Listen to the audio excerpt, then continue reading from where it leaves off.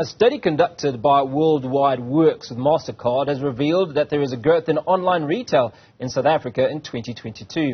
The online retail in South Africa passed the 50 billion rand milestone in 2022. The findings have shown that the sales were driven by demand for home deliveries. For more on this, we are joined by Arthur Goldstuck, World Wide Worx Managing Director. Arthur, good afternoon. Appreciate your time today. Now, what is the significance of these numbers? Most of it obviously has been attributable to a desire for people to receive purchases at home.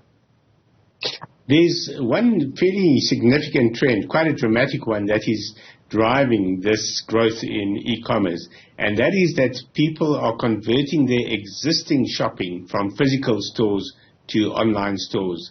So it's not so much that retail is growing, because the total retail pot is stagnant this year. It's expected to stay at around the 1.16 trillion rand mark, which is marginally above or even slightly below where it was a year ago.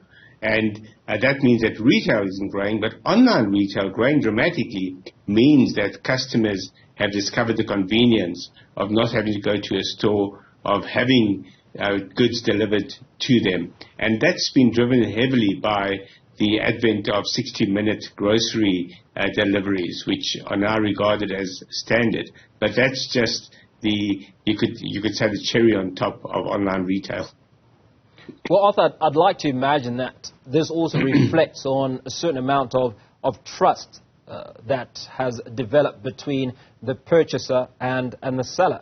Obviously, if there is growth, it would suggest that those that are then selling the products are delivering the very products that have been ordered by their respective clients. There's no question about that, Hugo.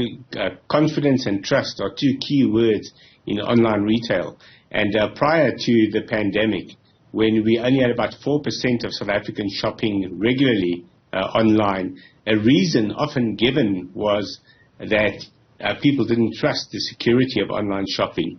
With a pandemic and lockdown, and people finding that either they had to shop online or they were far less fearful shopping online than going into stores, suddenly people discovered that, hey, this works. In fact, the big security problems that they were concerned about vanished overnight, and in its place they found massive convenience. But the online retailers themselves made a major contribution to this confidence, especially Checker 6060 with their policies around returns and refunds. Take a lot as well.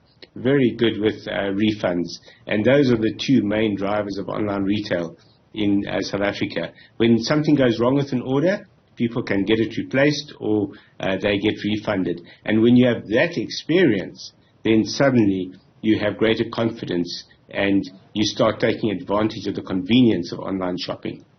Now, in your survey, were you able to deduce just how much dissatisfaction there was in the marketplace, how many people made purchases potentially as a percentage and did not get the products they expected or did not receive their products at all?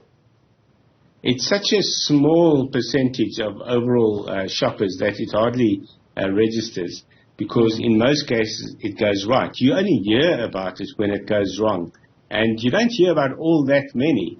Anecdotally, because you might hear from 2 or 3 friends that something went wrong, you think that happens to everybody. But if you consider that all your friends are probably now shopping online and there's only a few errors that occur, then you have to realize that these are now isolated incidents rather than any kind of norm. The norm is that people have a good experience with online shopping.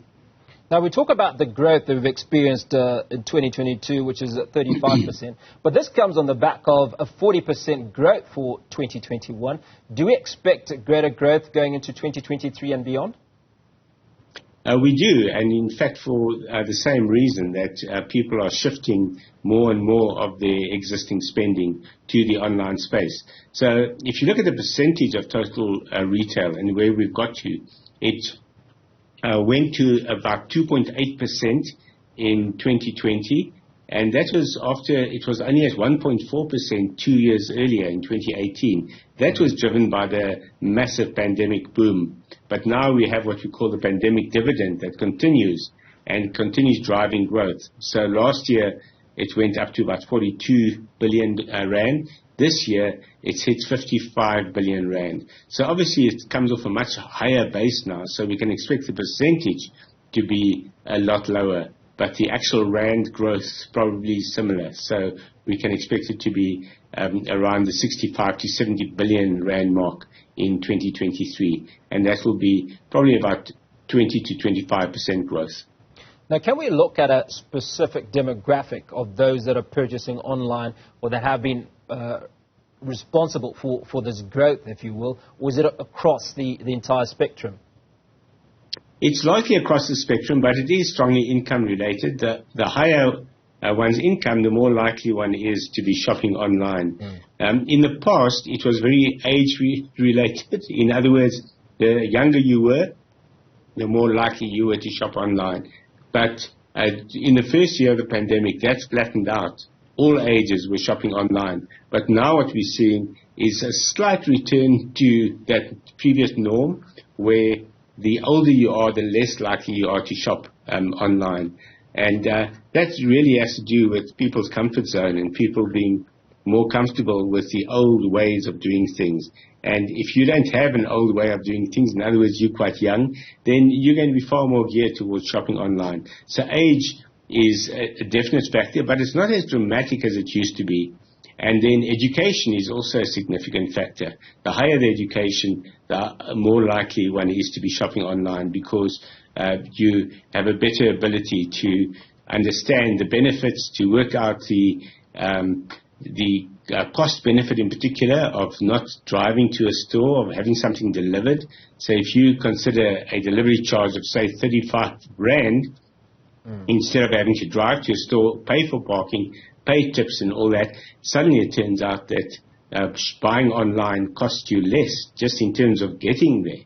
And then you can still also shop for bargains because you can do direct price comparisons online. So all of those factors play into how educated a person is.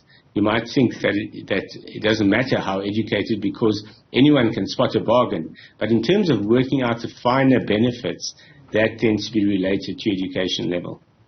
Now, Arthur, finally, is it generally cheaper to buy a product online than it is at a physical store? Well, the big benefit is that you can do price comparison across all stores when you shop online. Physical store, you've got to go into specific stores and compare. So chances are that you are going to be paying less by shopping online. The difference comes in when a specific store has a specific bargain or a specific deal that they're offering in store. And then you are going to find certain things are going to be cheaper in store. But overall, the ability to find the cheaper product is definitely online and beats the physical store hands down. Arthur Goldstuck, World Wide Worx and Managing Director, speaking to us about the rise in online retail sales, which has risen to 50 billion rand in 2022. Well,